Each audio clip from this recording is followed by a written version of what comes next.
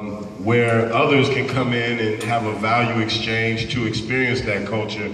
You know, what does the community that created this culture actually get from us being here in this institution that's very empowered and having a hip hop exhibit here? I mean, is this perpetuating the problem? Is this the actual, are we like in a spoof or something right now? Is this like,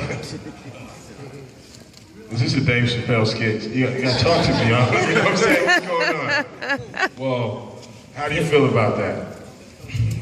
I've been inside of that exhibit upstairs. I got family and friends that's on the wall. People that I grew up with are on the TV screen up there teaching people how to break dance. To say that we do not belong here, I believe is a fallacy. Because hip hop is an industry and our people have been grinding sweat and blood and fighting inside of these streets and out. To say that we don't belong here, I think is wrong. But, and mad props to the people that built this. Because if we weren't having this discussion, then we wouldn't be able to flesh out these ideas about some of the problems that we're having.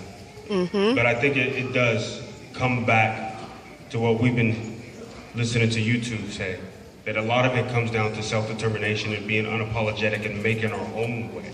Yes. And I think that's where it all began, and I think that's where it needs to go back to. Yes. I mean, the exhibit is dope. I think chronicling our history and documenting it and putting it in a place where young hip-hop heads or folks who want to get into hip-hop can come, see what's been, they can pay homage, they can get those rules that we've been talking about, they can build the respect for the culture. I think your question, though, about whether or not we're doing this in the wrong place, yes. I think about this all the time. Every time I like sit on panels and I'm like, man, do I really want to do this panel? Because I'm not really talking to the people I want to talk to. Not that there's anything wrong with y'all. Y'all are here, you're an audience, but I don't want to talk about this to an audience. I want to talk about this in a space where we can build some things. I'm not gonna get to build anything in MOHAI. They're not gonna invite me to do an exhibit or to host a show or to do an open mic. Matter of fact, they ain't gonna invite me to curate nothing. I don't have the right degree. So I do think as a culture, as a community, we have to be thinking about, I think this is a great opportunity to elevate conversation, but if we elevate conversation without asking ourselves, what are we actually building?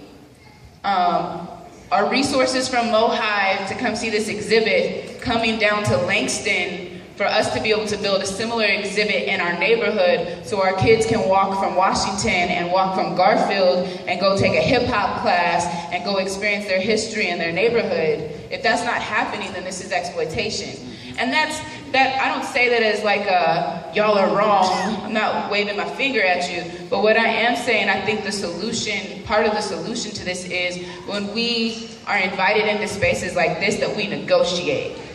Lawyers negotiate, white people negotiate, them contractors in the Central District negotiate, the city negotiates. They make sure that they get out of it what's gonna build their capital and build their community. I think we have to start getting on that level of when we get invited into these spaces, because the discussion of our culture and the viewing of our culture is entertaining and educational, that we actually negotiate and say, you find this valuable, here's the value I'm gonna get out of it now. And if I don't get that value, I'm not gonna do it. And this is where I think gentrification, we have to own some personal agency in gentrification, both as a property thing and both as a hip hop thing.